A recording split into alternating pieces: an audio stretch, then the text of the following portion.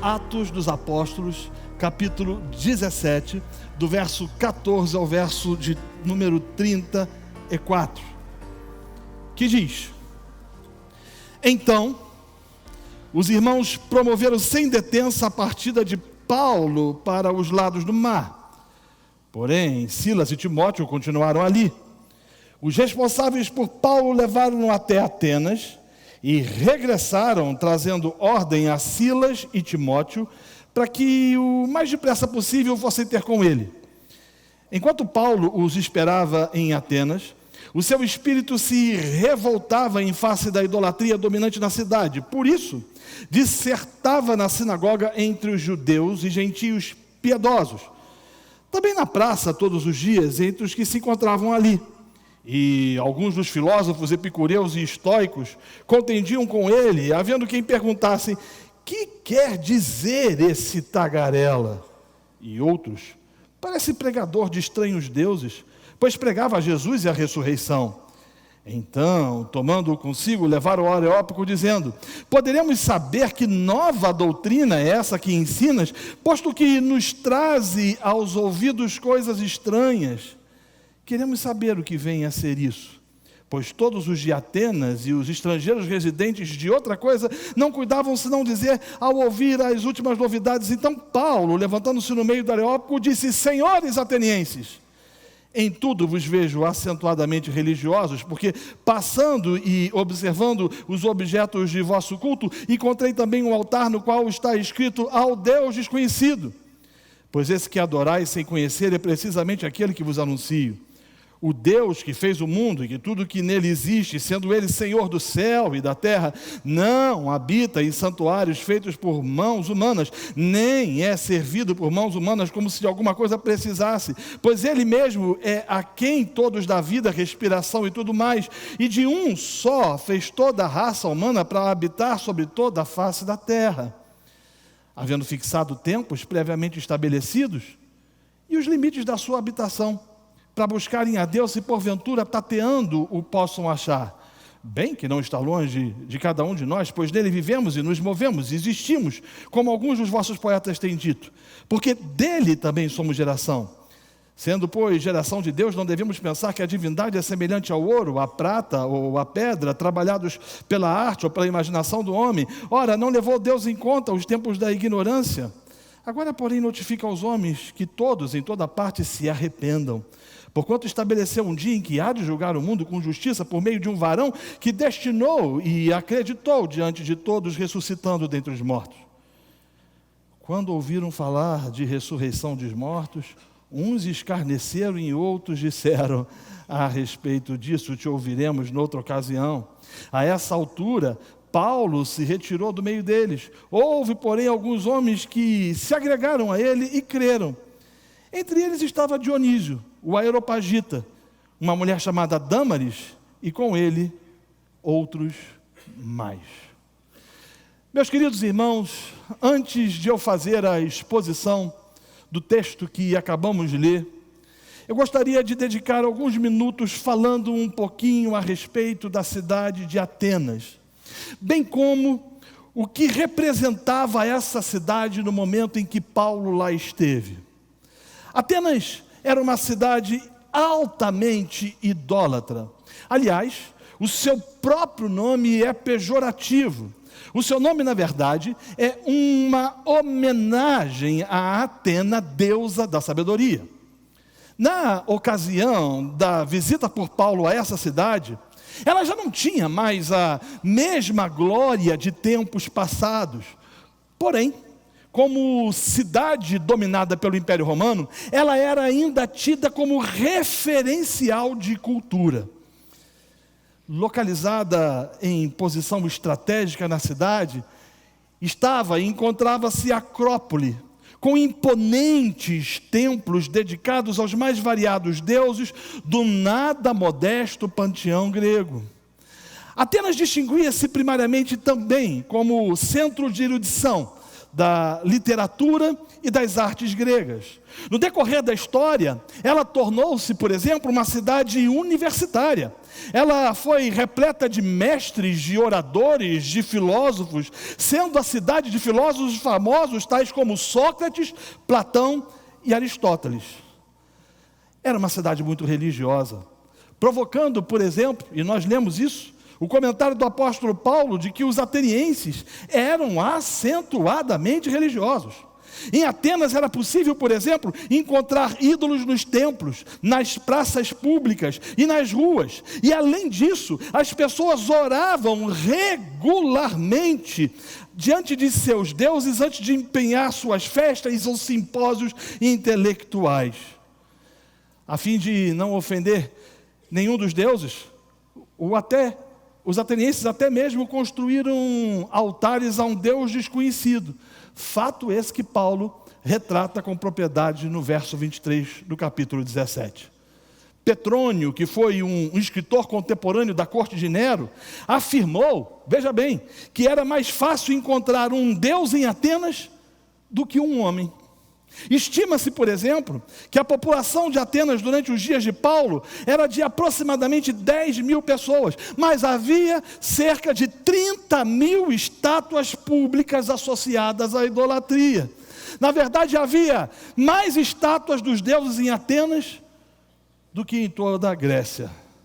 Muitos se referiam a Atenas como um grande altar, um lugar de sacrifício. Os estudiosos, por exemplo, afirmam que muitas dessas estátuas eram cobertas de ouro e nenhuma despesa era poupada na produção das imagens. Contudo, a coroa da cidade de Atenas era o Paternum, dedicada à deusa Atena. O templo fora feito de ouro e mármore e chamava a sua atenção por sua imponência, a ponto dele poder ser visto a 60 quilômetros aproximadamente de distância. Era possível também naquela localidade encontrar imagens de Apolo, o que poderíamos dizer hoje, ou chamar hoje de padroeiro da cidade, de Júpiter, Vênus, Mercúrio, Baco, Netuno, Diana, Esculápio e tantas outras mais. É nessa cidade que Paulo chega. E Paulo chega nessa cidade vindo de uma empreitada, digamos assim. Atos capítulo 16 traz a narrativa da sua segunda, ou início da sua segunda viagem missionária. Paulo queria ir para a Ásia, segundo as escrituras nos mostram, mas o Espírito do Senhor não o permitiu, e ele vai para Filipos. E ele chega em Filipos, procura um lugar de oração e não encontra, até que ele encontra um grupo de mulheres. Ele prega o evangelho àquelas mulheres que são regeneradas pelo Espírito Santo, portanto logo depois convertidas, e ali começa uma igreja. Paulo, reindo determinado momento, determinada feita a essa reunião de oração, diz as escrituras que uma menina possessa de espírito imundo, maligno, que dava lucro aos seus senhores, gritava: esses são servos do Deus Altíssimo, até que Paulo, indignado com aquilo, manda o demônio embora, e a consequência disso é que Paulo é preso. Paulo é usado por Deus poderosamente naquela prisão, e ele, logo depois que o carcereiro é batizado, ele tem que imediatamente sair da cidade de Filipos e dirige-se à cidade de Tessalônica. Em Tessalônica ele prega o evangelho e também é perseguido. Ele sofre as agruras por parte dos judeus que queriam de toda forma impedir que ele pregasse o evangelho. De Tessalônica Paulo se dirige a Bereia e ele ali prega o evangelho, e as pessoas ouvem a mensagem e novamente ele sofre perseguição por parte dos de Tessalônica, que tinham ouvido aquilo que Paulo tinha pregado, ou que Paulo estava pregando, melhor dizendo, na cidade de Bereia, e manda alguns gadarenos por lado de lá para tentar de alguma forma fazer com que Paulo terminasse ou não conseguisse terminar efetivamente a sua missão de pregar o evangelho. O texto bíblico diz que Paulo sai de Atenas e ele dirige-se à cidade ele sai de Bereia e dirige-se à cidade de Atenas. E quando ele chega à cidade de Atenas, a capital intelectual e filosófica do mundo, Paulo pretendia inicialmente esperar a chegada de Silas e Timóteo, que havia permanecido em Bereia, e depois retornar à Macedônia. Na verdade, a boa parte dos intérpretes entendem que a ida de Paulo a Atenas não estava nos seus planos iniciais. Contudo, o texto bíblico afirma que Paulo resolveu conhecer a cidade e, ao fazê-lo, ele percebeu a idolatria reinante naquele lugar. Ele começa a andar por aquela localidade ou por aquela cidade e ele percebe, ele enxerga a quantidade de deuses dos mais variados, dos mais distintos possíveis. E o texto bíblico diz que o seu espírito se revoltou. E aí as escrituras afirmam que ele passou a dissertar, não somente na sinagoga, mas também na praça pública. É muito interessante você perceber nas experiências anteriores, Paulo sempre ia para a sinagoga para depois ele ir para a praça pública. Nessa ocasião não, ele faz concomitantemente as duas coisas. Ele prega tanto na sinagoga, como também ele prega na praça pública, porque ele percebe que o nível de idolatria daquela cidade era significativo. Interessante que o verso 16 afirma que a cidade estava tão entregue à idolatria, e essa palavra cateidolos traz a impressão de que Paulo, ou de que Paulo vislumbrou, que Paulo entendeu, que aquele nível de deturpação, ou deterioração, ou de idolatria era tão significativo, que o levou a sentir-se ou ser tomado de uma revolta significativa. Na verdade, essa palavra traz o conceito, ou traz a ideia de uma sociedade debaixo do domínio dos ídolos, ou uma sociedade que estava sendo sufocada pelos ídolos. Então você veja bem, ele vem dessa viagem, ou dessa série de pregações, ou de anunciação do evangelho em cidades das mais distintas.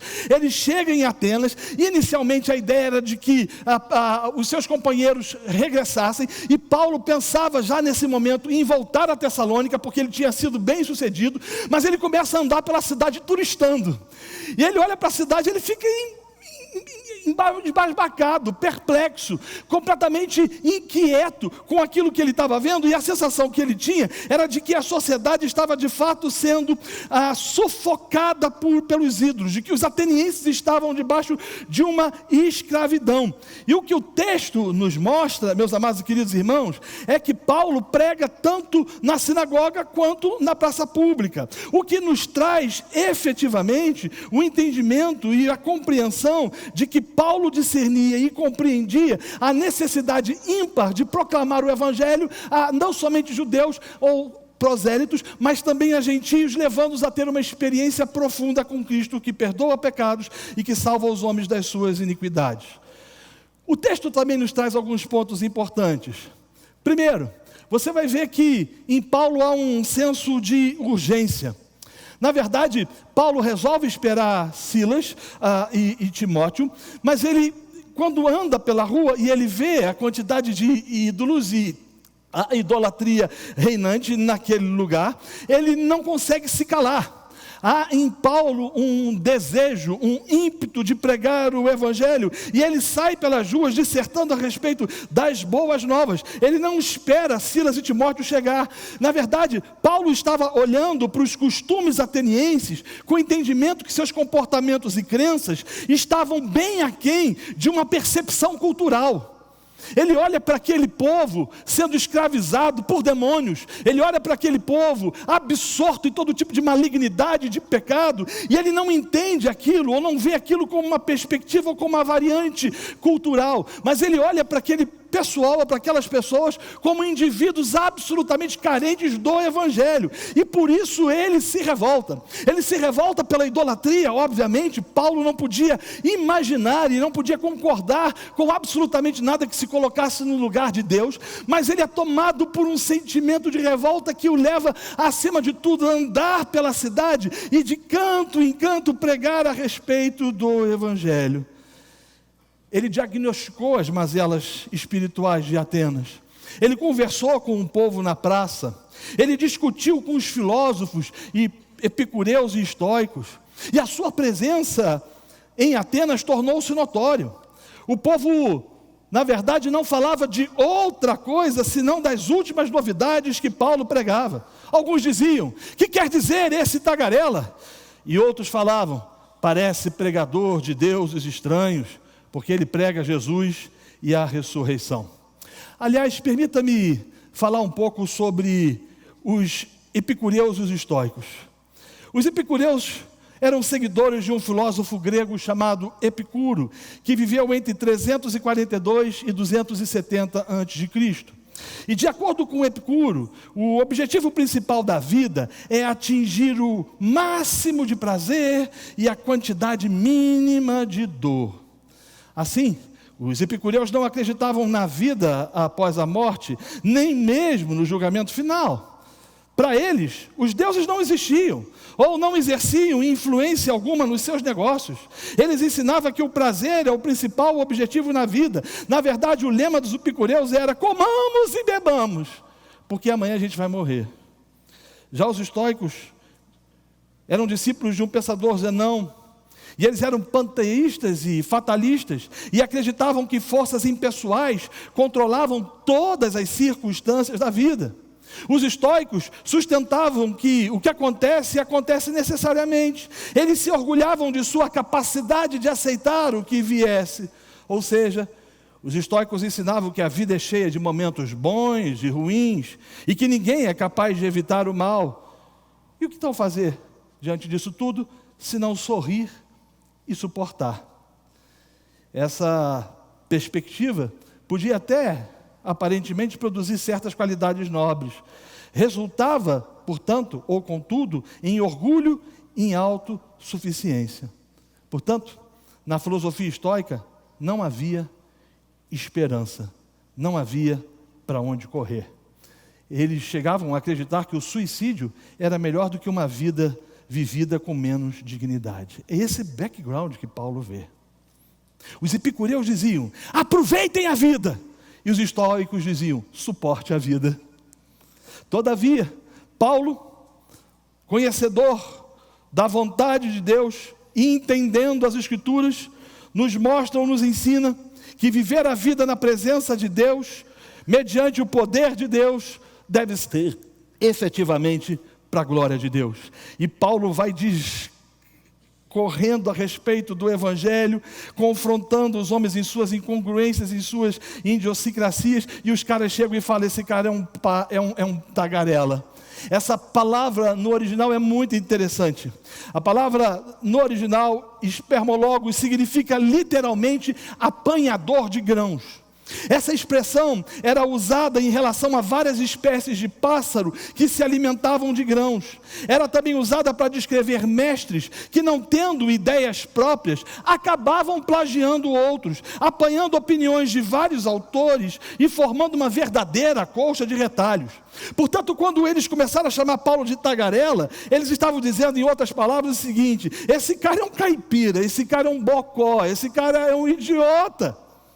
Repare, Paulo chega na cidade, ele está vindo de uma missão hercúlea, foi perseguido em Filipos, foi perseguido em Tessalônica, foi perseguido em Bereia. Ele chega em Atenas sem muita vontade de estar lá, ele manda os seus companheiros chegarem, e ele resolve passear pela cidade. Ele vê aquele estado, ele é tomado de angústia, e ele não tem outra coisa a fazer a não ser anunciar a respeito de Jesus e a ressurreição. Só que tanto estoicos quanto epicureus, que norteavam a sociedade com suas filosofias, com suas perspectivas, faziam com que as pessoas lidassem de forma distinta e diferenciada quanto àquilo que elas acreditavam ser. E Paulo as confronta efetivamente. Paulo chega diante delas e prega que Jesus é a ressurreição. Repare, Paulo não possuía outra mensagem a não ser Cristo. Quando ele chega em Filipos, ele prega Cristo. Ele vai para Tessalônica, ele prega Cristo. Quando ele chega em Bereia, ele prega Cristo. E agora em Atenas, ele vai pregar Cristo. Não há outra mensagem. Paulo podia, pelo menos, pensar ou ter sido convencido pelas dificuldades a adequar um pouco o conteúdo da mensagem. Afinal de contas, ele tinha sido perseguido nas 3 cidades anteriores. Nas 3 cidades anteriores ele tinha sofrido pressões hercúleas, tinha sofrido até mesmo agressões na prisão, na cidade de Filipos. Contudo, você vai perceber que ele vai andando cidade por cidade pregando Jesus e a ressurreição, porque ele não possuía outra mensagem. Ele reconhece a espiritualidade do povo ateniense como um fato de grande religiosidade. É interessante que a religiosidade profunda desse povo, no original, traz a ideia de superstição. A palavra desidaimonia traz a ideia e o conceito de que esse pessoal servia a Deus, ou pelo menos parte deles, por temor a demônios.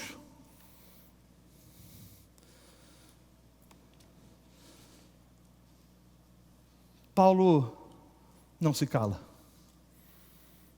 É Cristo, isso é o evangelho que ele precisava e que ele queria pregar. Agora um ponto interessante. Na cidade que podia ser considerado o berço da cultura e do conhecimento, Paulo afirma, como também mostra, que os atenienses desconheciam o Deus invencível. Na cidade que as pessoas orgulhavam-se de serem influenciados ou de terem sido influenciados por pensadores e filósofos distintos.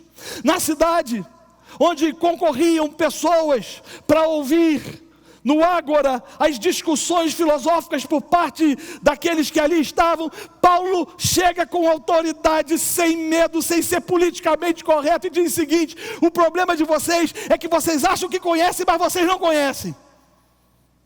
E eu fico imaginando aqueles que ouviram Paulo dizer isso, como afirmar, como dizer, ou ousa dizer que nós não conhecemos. Numa cidade conhecida pelo berço da cultura e do conhecimento, Paulo afirma, como mostra que os atenienses desconheciam o Deus Supremo. E aí ele começa o seu discurso. E é um discurso encantador. A sua pregação. Paulo começa o seu sermão declarando que existe um só Deus e único que criou todas as coisas. Repare, Paulo não é daquele tipo de cara que se encanta com a cultura. Às vezes eu olho para pastores hoje que querem entrar na cidade, ou se relacionar com a cidade, ou se relacionar com a cultura, e tentam adequar a mensagem culturalmente, a fim de se tornar de certa forma agradável entre aqueles que estão debaixo de culturas e de subculturas distintas. Mas você não vai ver Paulo fazendo isso. Paulo não sofre do politicamente correto, e ele nem está muito preocupado em tentar adequar a sua mensagem ao contexto da cidade, no que diz respeito a fazer com que as pessoas olhem para ele e o achem interessante, sábio, tanto quanto os estoicos e os epicureus. Não. Ele começa o seu sermão declarando que existe um Deus e único. Aliás, todo sermão deve começar com Deus. Aliás, toda a evangelização deve começar com Deus. Até porque é Ele que vem a nós. É Ele que veio a nós. Não somos nós que fomos a Ele. E ninguém pode ir a Ele por sua própria força. Ninguém pode ir a Ele por sua própria sabedoria, nem tampouco pela sua própria eloquência. Pregar o Evangelho aponta efetivamente em ligar, ou entender, ou discernir que tudo começa com Ele. Existe um único Deus que criou todas as coisas. Paulo aqui está dizendo, esse Senhor é soberano, Ele é supremo. Na verdade Ele está dizendo que o ponto da mensagem de um cristão, ou o ponto da mensagem de cada um de nós, é de que existe um Deus supremo, soberano, onipotente, sempiterno, que pessoalmente e propositadamente criou todas as coisas. Essa afirmação de Paulo, de que Deus criou o mundo e todas as coisas, pode ter certeza, perturbou os atenienses. Isso era contrário ao que os epicureus entendiam. Eles entendiam que a matéria era eterna e que, portanto, não tinha Criador. Mas Paulo diz que todas as coisas foram criadas pelo Supremo Deus. Ele confronta os estoicos, que como panteístas, acreditavam que tudo fazia parte de Deus. Mas ele está dizendo que não, que o Senhor é, e que todas as coisas foram criadas efetivamente por Ele. Segundo lugar, Paulo prossegue dizendo que esse Deus Criador, soberano e supremo, não somente criou todas as coisas, mas é dono de tudo aquilo que foi criado. Ele é o Senhor do céu e da terra. Ele é o Senhor de tudo. Você sabe o que me encanta? É que a evangelização de Paulo está ligada a uma visão saudável a respeito de quem seja Deus. Na verdade, Paulo tem um discurso somente, que é a pessoa do Criador, que é o Salvador Jesus Cristo. Você vai perceber que Paulo, diante daqueles que ali estavam, não titubeia em anunciar que aquele que tinha criado todas as coisas e que era soberano e supremo é dono de tudo aquilo que foi criado. Ele é o Senhor do céu, Ele é o Senhor da terra, Ele é o Senhor de tudo. Paulo está dizendo que Ele é autossuficiente, Ele não habita em templos feitos por mãos humanas, e Ele nem tampouco é alguém que se submete a forças de deuses distintos. Terceiro lugar, Paulo disse aos atenienses que esse Deus supremo, soberano, criador de todas as coisas, não habita em templos feitos por mãos humanas, o que foi um forte e decisivo golpe contra o sistema da idolatria grega. 30 mil ídolos. E Paulo está dizendo, de forma absolutamente clara, que Deus não habita em templos feitos por mãos humanas. Diz mais, nem tampouco é servido por mãos humanas, como se de alguma coisa precisasse, pois Ele mesmo é quem todos dá vida, respiração e tudo mais.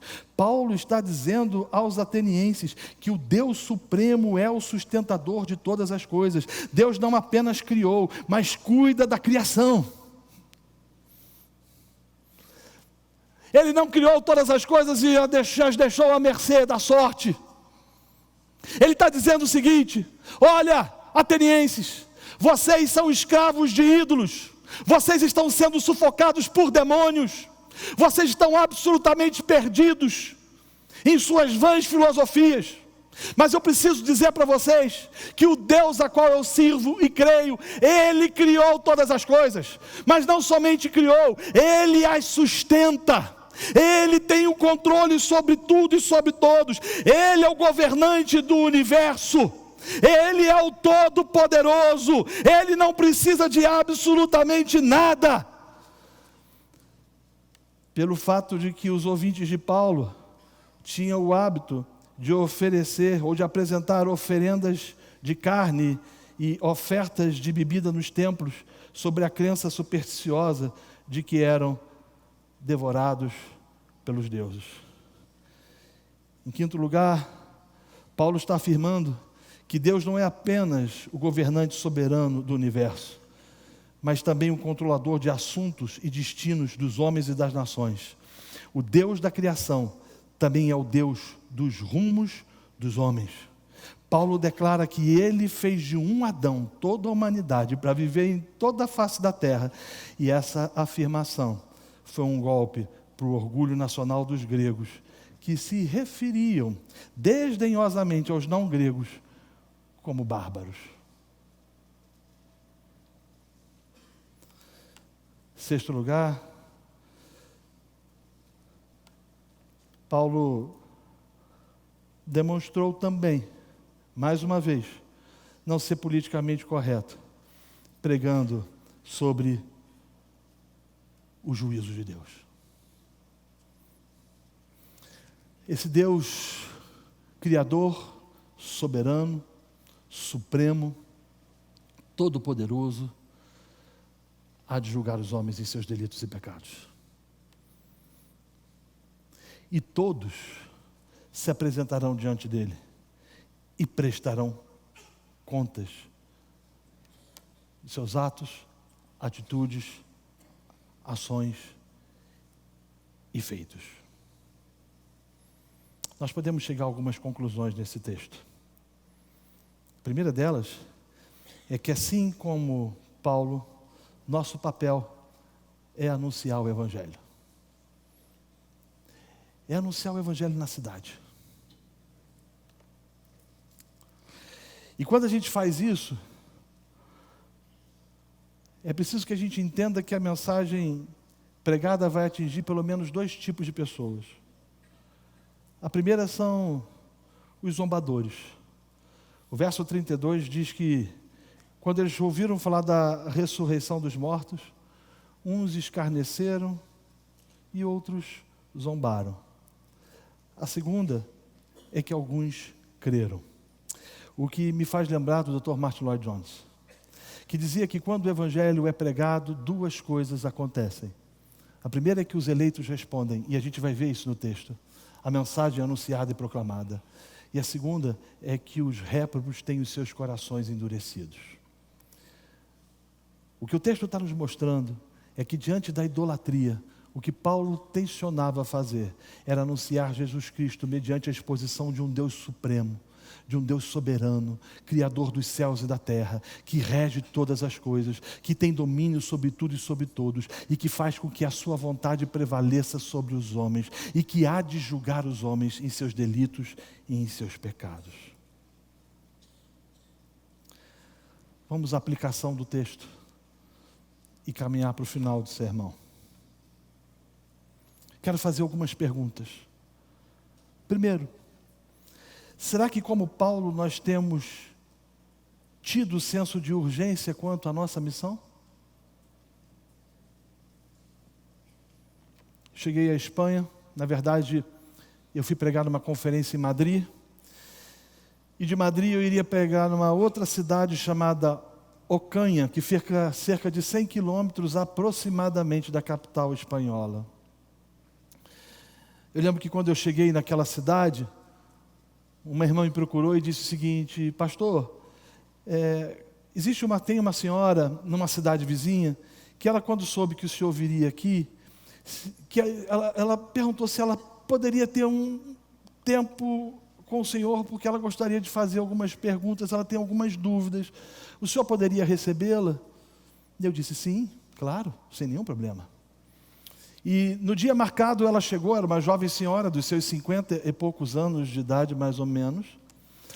E ela chegou com o filho e sentou à minha frente, no local onde eu estava hospedado, e ela me fez a seguinte pergunta. Aliás, ela fez a seguinte afirmação, ela disse, pastor, eu estou aqui para ouvir aquilo que o Senhor tem a dizer. Somente isso. O que o Senhor me tem a dizer? E eu confesso que naquele momento, a única coisa que eu lembrei foi de Paulo, andando pelas cidades e pregando o Evangelho. E eu resolvi fazer a exposição do Evangelho para aquela mulher e para aquele rapaz. E eu anunciei Cristo, eu falei desde a queda de Adão, da depravação total, do estado de miséria do homem, da condenação eterna, da necessidade de um Salvador. E eu fiquei por 40 minutos falando, e ao final aquela mulher chorava compulsivamente, ela chorava em bicas. E ela me fez uma pergunta que eu não soube responder. Ela falou o seguinte: se isso tudo que o Senhor está dizendo é verdade, por que que na minha cidade não tem um testemunho sequer deste Evangelho? Não tem uma igreja sequer anunciando o que o Senhor acabou de me falar. Estamos todos perdidos e ninguém veio ao nosso encontro. Como dizer para aquela mulher que a igreja evangélica brasileira é uma igreja rica, mas que não tem senso de urgência e não tem paixão pelas almas? É engraçado que alguns dizem que reformados e calvinistas não têm paixão pela evangelização. Uma mentira. Reformados que foram impactados pelo Evangelho e que descobriram esse Deus Supremo, querem falar desse Deus Supremo. Reformados que foram salvos por Cristo, regenerados pelo Espírito Santo, tem o seu prazer maior em andar pelas ruas, pelos guetos, pelos becos, e encontrar pessoas e falar: há um Criador, há um Senhor dos Senhores, há alguém que tem domínio sobre tudo e sobre todos, há alguém que olha para as nossas misérias e que enviou o seu Filho Jesus e que morreu na cruz do Calvário para que todo aquele que nele creia não pereça, mas tenha a vida eterna. O que você vai ver em Paulo é que o coração dele fervia, era um coração de alguém absolutamente apaixonado pela pregação do Evangelho. Ele podia sofrer perseguições, mas ele estava disposto a pregar o Evangelho. O problema nos dias de hoje é que a gente não está disposto a sofrer nenhum tipo de perseguição, porque no fundo, a gente quer, no nome do politicamente correto, desenvolver uma fé que satisfaça a todos. Mas você vai perceber no texto que Paulo fala sobre arrependimento. A propósito, nós não pregamos sobre pecado porque não é politicamente correto. Eu conheço um pastor que assumiu uma igreja e ele começou a pregar a Bíblia. Um dia, numa tarde de domingo, o telefone tocou em sua casa. Alguém com a voz distorcida disse: diga para seu marido, a esposa do pastor atendeu, para ele parar de pregar a Bíblia. Nós não estamos gostando disso. O pessoal tem uma vida muito dura, o pessoal tem uma vida muito difícil. A gente precisa trazer algumas mensagens que façam bem à alma. Diz para ele que se ele continuar assim, a coisa não vai ficar bem. Ele continuou. Até que ele descobriu que quem tinha feito essa ligação tinha sido o diácono da igreja. E ele pôs em prática o versículo bíblico que diz: resisti ao diácono e ele fugirá de vós. E o miserento fugiu. Mas o que a gente vê é que diante do caos da cidade, a gente brinca de poliana fazendo o jogo do contente. Paulo possivelmente não tinha planejado chegar lá. Paulo possivelmente não estava planejando em discutir com estoicos e epicureus. Paulo possivelmente não estava pensando em ir no Ágora quando ele estava lá em Bereia. Ele chegou lá, e quando ele chega lá, ele vê aquele caos, e o seu coração se encharca de compaixão e de misericórdia e de uma ira santa. E o que ele quer e o que ele deseja fazer é nada mais, nada menos do que pregar o evangelho. Por isso ele vai para a sinagoga, por isso ele vai para a praça pública, ele sobe ao Ágora, ele anuncia, ele proclama, ele fala desse Deus supremo, talvez com lágrimas nos olhos, por causa do senso de urgência. Segundo, será que como Paulo nós temos entendido que o evangelho é a única mensagem capaz de transformar o pecador? Será que a gente tem entendido que Cristo é suficiente? Nossos congressos hoje tratam de tudo. Tem congresso para homem, tem congresso para mulher, não na perspectiva de instruí-los nas escrituras sagradas, mas para satisfazer os desejos dos seus corações com mensagens de autoajuda pregadas pelos malditos coachings, que anunciam o evangelho espúrio, que não confrontam os homens em suas incongruências e suas patologias.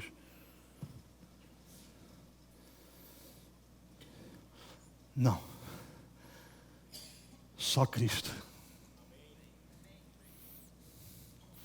Alguém disse para o reformador Martinho Lutero,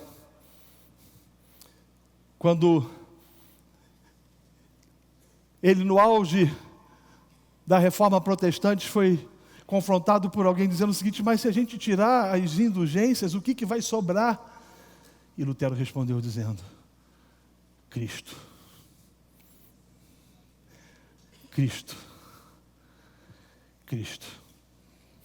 Nós não temos o direito de pregar outra mensagem a não ser Cristo, o Filho do Deus Supremo. Terceiro lugar, será que como Paulo nós não temos nos encantado com a beleza da cidade, com a cultura da cidade, com a filosofia reinante da cidade?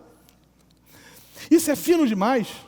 O encanto de Paulo é com o Deus Supremo, e não com a cidade nem seus filósofos. A gente olha hoje para um bocado de gente que em nome de redimir a cultura se encanta com a cultura e deixa de negociar, ou deixa de pregar a palavra negociando o que não podia ser negociado. Eu entendo que a igreja pode influenciar a cultura através do evangelho, não tenho a menor dúvida, mas no afã de querer redimir a cultura, muita gente tem deixado de falar daquele que é poderoso para transformar o pecador e até mesmo a cultura que é Cristo. O encanto de Paulo é com Deus Supremo. O seu discurso, e nós lemos no texto bíblico, é com esse Criador que fez todas as coisas. É com esse Senhor que o redimiu na estrada de Damasco. É com esse Deus que transformou a sua vida, que fez com que ele deixasse de ser um miserável pecador, que mudou a sua história, que fez um pregador do evangelho, disposto até mesmo a enfrentar situações difíceis, e até mesmo ser esbofeteado, como muitas vezes ele fez. Paulo não tem outra mensagem a não ser o evangelho, porque ele se encantou com Deus Supremo, e não com a cidade.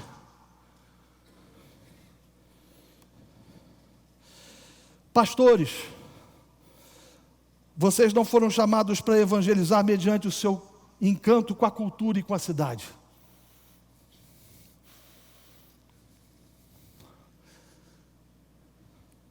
Vocês foram chamados para anunciar na cidade o seu encanto para com Deus Supremo.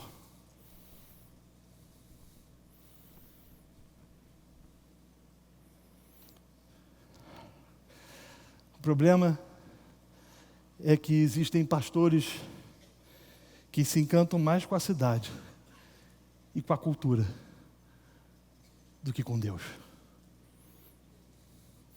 Lembre-se, Paulo era um homem muito sábio. Se vivo fosse, ele poderia dar aulas em Harvard, em Oxford, ou em qualquer grande universidade do mundo. Mas ele não está preocupado com a filosofia dos estoicos e dos epicureus, e nem tampouco de ser politicamente correto, e muito menos de ser bem-sucedido. Paulo estava desejoso, era de ser fiel. Pregadores fiéis falam da grandeza de Deus e anunciam um evangelho irretocável, não preocupado com os frutos, mas preocupados com a glória de Deus. Mas como o pastor Silas falou com muita propriedade, aliás, foi uma mensagem que falou tanto ao meu coração, como eu aprendi. A gente tem visto na igreja hoje o desejo do povo em alcançar pessoas das mais variadas possíveis. E nessa perspectiva faz-se qualquer negócio. Os meus filhos, quando eram pequenos, minha esposa estava fora de casa, e eu vi um dizendo para o outro, 7 anos, mais ou menos, 8 anos, vamos fazer um bolo? E eu estava envolvido com algum texto que eu estava escrevendo, e eu falei, deixa fazer, né? Porque eu não vou parar de fazer o que estou fazendo aqui, não. Se esses meninos fazerem, um falou para o outro, mas como é que faz? E o outro respondeu, eu já vi mamãe fazendo, é fácil, é só a gente pegar os ingredientes e botar na panela. E pegaram 1 quilo de farinha de trigo, jogaram numa recipiente com 1 litro de leite, 1 dúzia de ovos, né? Derrubaram um pacote inteiro de chocolate, pegaram aquela misórdia, bateram na batedeira, botaram no forno e estavam esperando até que um falou, faltou algo, o quê? O fermento. Tiraram tudo, botaram novamente no recipiente e derrubaram uma caixa inteira de fermento.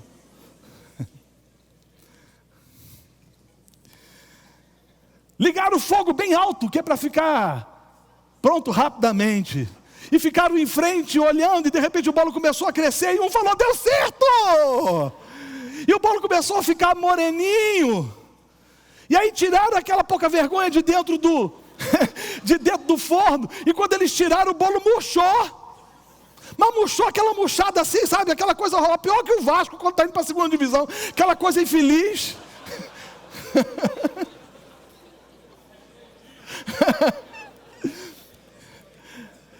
Tentaram cortar e não cortava, largaram aquele negócio lá. Isso me trouxe uma lição. Tem gente querendo que a igreja cresça e coloca na massa do bolo qualquer tipo de ingrediente para que ela cresça rapidamente. Coloca tudo menos o evangelho. Ora, nós não precisamos colocar na massa do bolo nada que não seja Cristo. Cristo é suficiente. Cristo é o que precisa ser anunciado. Cristo é o que precisa ser proclamado. Ele é o libertador. Ele é o salvador. Paulo nos ensina isso.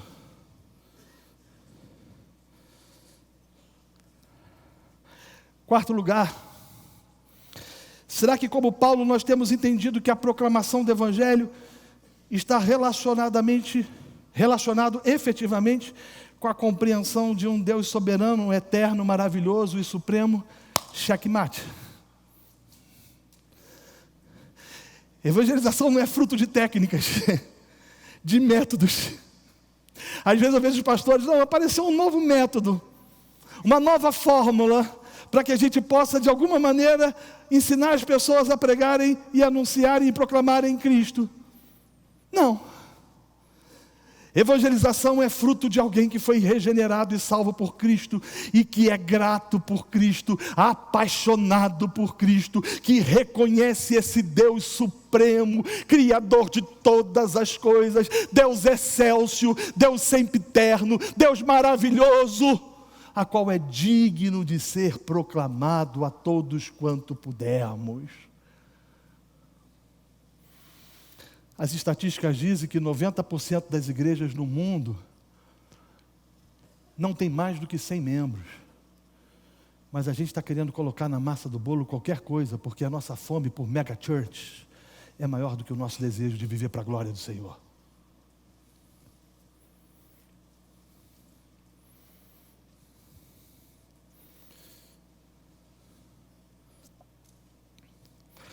Quinto lugar, e eu preciso apertar o passo. Será que conseguimos entender que o Deus Supremo, por amor aos seus eleitos, faz o que quer e nos leva aonde quer com vistas à salvação do perdido? Eu fico pensando na mensagem de Paulo. Paulo fala aqui no texto que nós lemos, trata de duas pessoas especificamente que foram salvas por Cristo.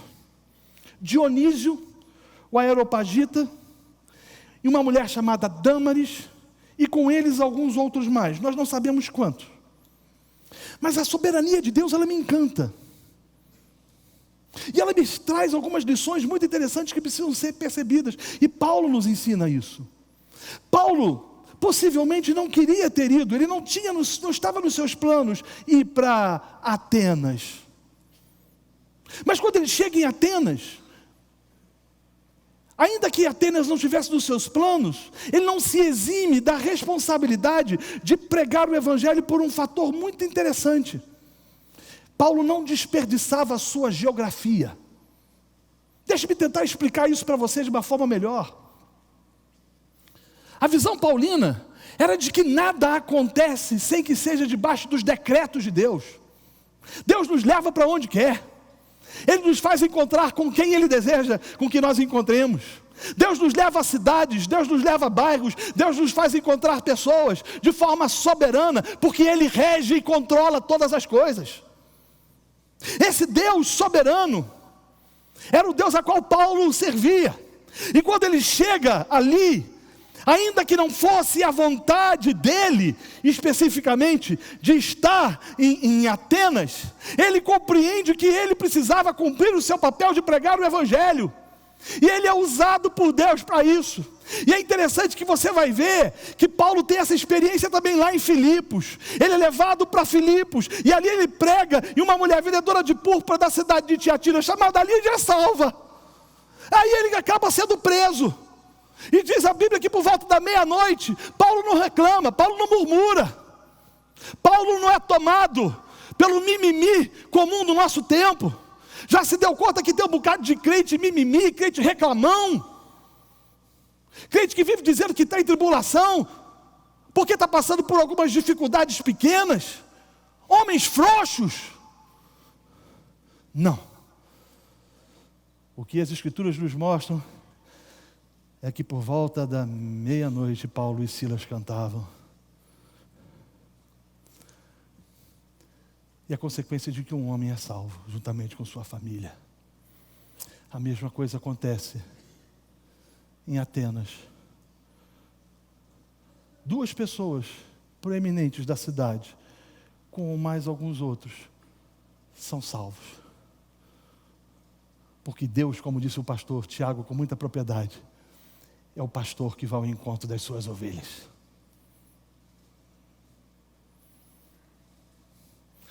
Como não se encantar com esse Deus supremo? Olhe para a sua vida. O que seria de você se você não tivesse sido salvo por Cristo? Aonde você estaria? eu estaria ainda sendo chefe de torcida organizada do Fluminense, para desgraça minha. Se vivo, porventura, ainda estivesse. Mas o Deus Supremo, Ele me salvou.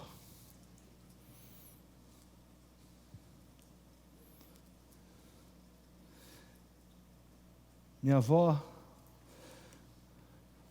morreu ano passado aos 6 anos de idade.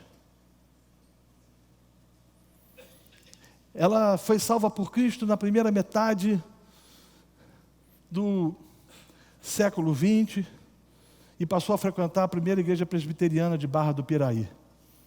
Um dia, o irmão mais velho a viu com a Bíblia debaixo do braço e correu para casa e disse: pai, aconteceu uma desgraça, eu vi Olinda na igreja dos bodes. Era assim como os evangélicos eram chamados. E a minha avó chegou em casa e o pai dela falou: você quer vilipendiar o nome de Nossa Senhora da Aparecida? Você quer envergonhar a nossa cidade? Eu prefiro uma filha morta do que uma filha na igreja dos bodes. Mas minha avó tinha se encantado com Deus Supremo. Ela vai para a cidade de Niterói, consegue uma bolsa de estudos para estudar na Universidade Federal Fluminense, transformando-se uma das primeiras médicas mulheres do estado do Rio de Janeiro. Prega o evangelho para todo mundo, para os seus pais, para os seus irmãos, para o seu marido a posteriori, para netos, sobrinhos, para todos quanto você possa imaginar. Muitos foram salvos, outros não. Há cerca de 4 anos atrás, ela contraiu câncer e Alzheimer. E não lembrava de mais nada. Na última vez que eu e minha irmã fomos visitá-la, minha irmã caiu na asneira de fazer uma pergunta a ela. Vó, lembra de fulano? Ela, não. Lembra de ciclano? Não. Lembra de Beltrano? Não. E de Jesus? Ela ergueu as mãos e disse: o meu Salvador, Deus Supremo. Se nós não pregamos o evangelho, é porque nós não estamos encantados com o Deus da cruz.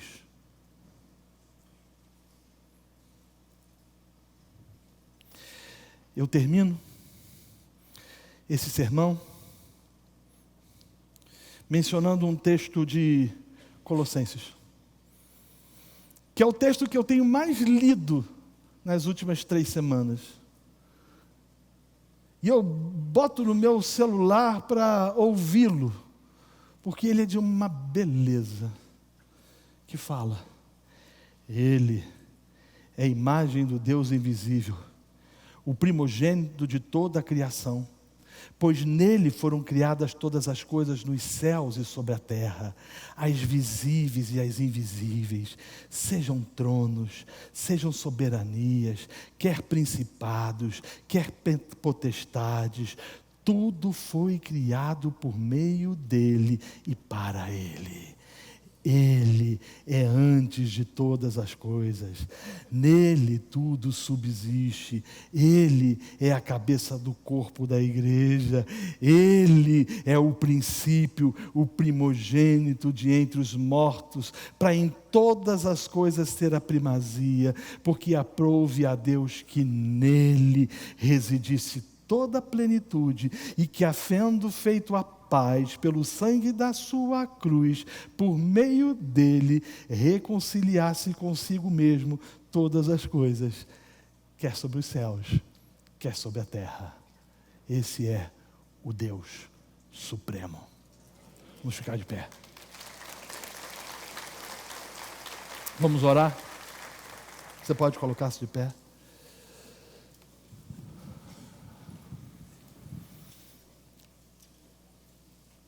Duas coisas eu te peço, Senhor.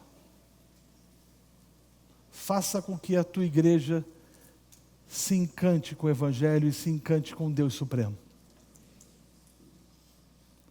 Segundo, nos dá paixão pelos perdidos, a fim de que a gente possa anunciar as maravilhas desse Deus Supremo. Em nome de Jesus nós oramos. Amém.